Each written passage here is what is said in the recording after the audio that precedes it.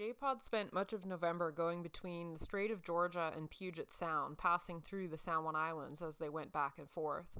As December started, they were up in the Strait of Georgia, and on December 1st, the K13s and K14s made their way up Harrow Strait, and we got a glimpse of them from the west side of San Juan Island, porpoising north. And we wondered over the next few days if they had met up with jays somewhere up north. Well, on December 5th, we were finally going to get our answer because in the morning we heard southern residents were heading south from the Canadian Gulf Islands, and we headed out to investigate. We met up with the whales in Boundary Pass, and instead of going all the way down Boundary Pass to Turn Point, they were rounding Sandy Point of Waldron Island, aiming for San Juan Channel. Sure enough, it was both J's and K's, and the first group that we spent time with was a large group of males. Actually, most of the males present were all there, oddly enough, with J53 Kiki, who was right in the middle of it all. And it's so fun to watch all of the southern residents grow up over time, but it's especially striking with the males. K34 Kali was born in 2001, and here he is as a 4-year-old in 2005. And he was in this mixed group of males that we were with on December 5th, and he has sure grown up. It's so great to see, back in the early 2000s, there weren't any adult males in K-Pod, and now they have quite a few. And there was a lot of surface activity going on. J27 was doing lots of tail slaps. There was all sorts of rolling around at the surface with J47 in the mix. And there was K34 doing a series of spectacular breaches, one after another. And always an impressive sight to see those adult males launch themselves completely out of the water like that. And the concern with K-Pod has gone from not enough males to not enough females and not enough calves. There's K44 Ripple, who was born in 2011. He's almost 10 years old, and he was the last calf born into K-Pod. We do have a few reproductive age females in K-Pod, but definitely the hope is for calves, but a lot of us are especially hoping for a K-Pod calf. And speaking of calves, after hanging with these males for a while, we saw a group of many of the females up ahead of us. So we went up there next. And here is J58 Crescent being pushed around at the surface by either mom or grandma there. And the J19s, all 4 of them now, with the new little one, were hanging together. J19 for a while was just logging at the surface, and J58 kept kind of zipping around her, kind of headbutting her and landing on her, doing little half breaches. Sure, if we can anthropomorphize for a moment, looked like baby really wanted grandma to play, and eventually there was a little bit of play going on.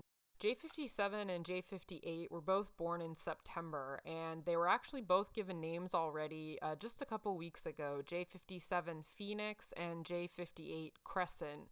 And I'm going to be a little partial to little baby Crescent because he or she was born to J41 Eclipse, my personal favorite whale. So here's this little family tree, the 4 whales that were in that last clip there of Grandma J19, J41 Eclipse, and her 2 offspring so far.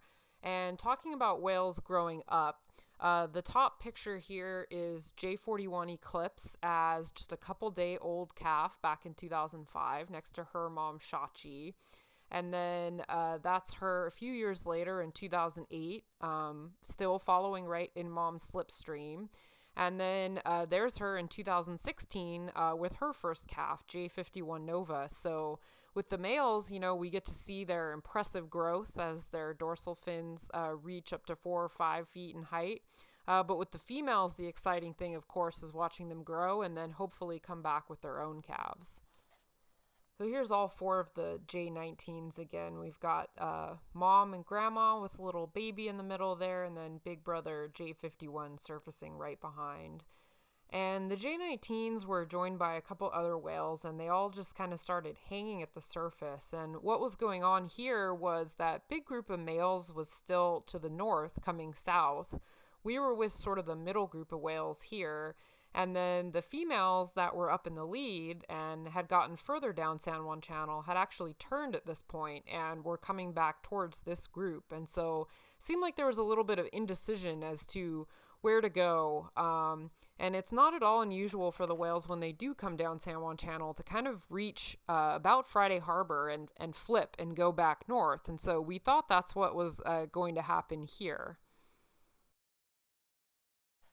The whales did decide to continue south, and you can see here the incredible progress they made in just 48 hours. From the afternoon of December 4th, they were up north of Nanaimo, to the afternoon of the next day, December 6th, they were down off Vashon Island in Puget Sound, and that's a distance of about 175 miles, and killer whales can travel up to 100 miles a day, and it's amazing to think especially of those little calves going that far.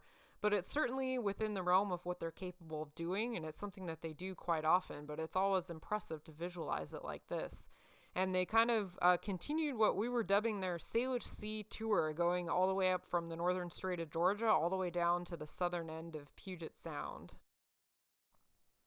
And just as it was starting to get dark, we got this quick look at J35 and J57 Phoenix as we were approaching Friday Harbor. And we just kind of stopped right outside Friday Harbor, let all the whales pass by as they continued on their way south and headed back into port.